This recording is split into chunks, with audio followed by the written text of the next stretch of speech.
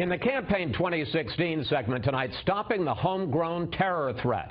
The issue took center stage in the presidential race this week following the San Bernardino attack. But do any of the candidates have real solutions to better protect the country? Joining us now from Jefferson, Iowa, presidential candidate and New Jersey Governor Christie. Governor, during a speech to the Republican Jewish coalition this week, you said that we are in the midst, your words, of the next world war. But talk to us in practical terms specifically. What does that mean we should be doing differently? Well, first off, Chris, what we need to do is reverse the decision that was made this past summer regarding the NSA's ability to collect metadata. We've weakened our intelligence capability through that, and we need to reverse that.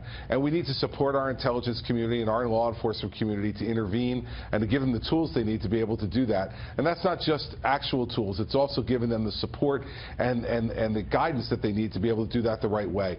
Then we need to go and put together, as I've said before, a coalition of both NATO allies and of Arab allies to be able to fight ISIS. We need to disrupt their financial networks, their oil flow. Those are all things that are practical things that we did with al-Qaeda in the immediate aftermath of the 2001 attack, and we need to get back to that. I want to talk to you more specifically about the homeland. One of the things that you've been talking about is keeping all Syrian refugees out of the country. But as we saw in San Bernardino, the threat from homegrown terrorists is a more immediate threat than any foreign people coming into the country, which raises the question, if you were President, Commander-in-Chief today, what would you do to detect, to find out, and to stop someone like Saeed Farouk, who was an American citizen? Well, first thing, Chris, is that, no one else in this race has the experience that I do in terms of having spent 7 years in the immediate aftermath of 9/11, using the Patriot Act, using the FISA court, using the tools that are necessary to be able to intervene in both the Fort Dix 6 case and the Hamet Lakhani case, where we successfully intervened before attacks happened.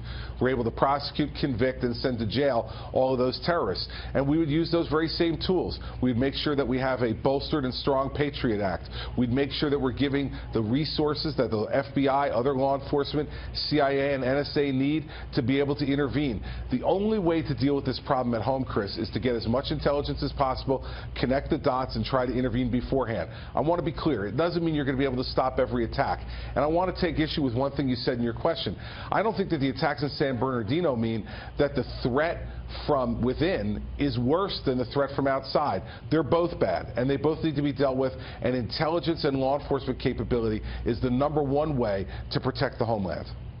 There is a new poll that is out that was completed just before the San Bernardino attacks, and I want to put this up on the screen and discuss it with you. In the CNN national survey, Donald Trump now leads at 36%. That's more than double anyone else in the field. You're running 5th at 4%, and specifically on the issue of fighting fighting ISIS rather, Trump is at 46%. You're running 6th at 4%. My question is, what do you make of his strength and of your standing when the issue specifically is when it comes to protecting the country? Chris, we've talked about this and all the times I've been on Fox News Sunday. These national polls are just meaningless. What really matters is what's happening in Iowa and New Hampshire.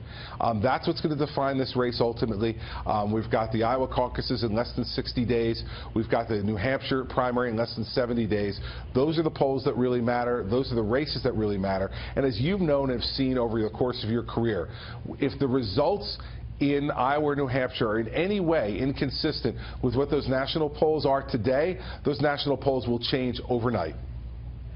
President Obama has said that one of his foreign policy principles is don't do stupid stuff. And in an interview that it was published today in The Atlantic, you say that in pursuit of that policy, that President Obama, quote, has done a lot of stupid stuff, although you used a rougher word than that.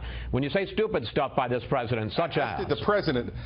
As did the president, by the way. The saying inside there in the White House, according to all the reports, is that they use the rougher language too, Chris. So I was repeating the president's rough language. The fact is this: when you promise to take action in Syria if they violate a red line of not using chemical weapons against their people, and then you don't act, you diminish America's influence and credibility abroad. When you sign a ridiculous agreement with the Iranians regarding nuclear weapons that the Iranians are not even following at this point, that is something that's not smart to do. When you put distance between ourselves and Israel, as the president has done both through his actions and his rhetoric, that makes the region more unstable.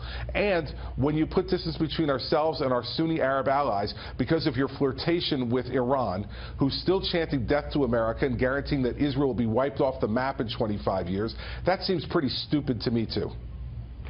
Governor Christie, we're going to have to leave it there. Thank you so much. Thanks for your time tonight.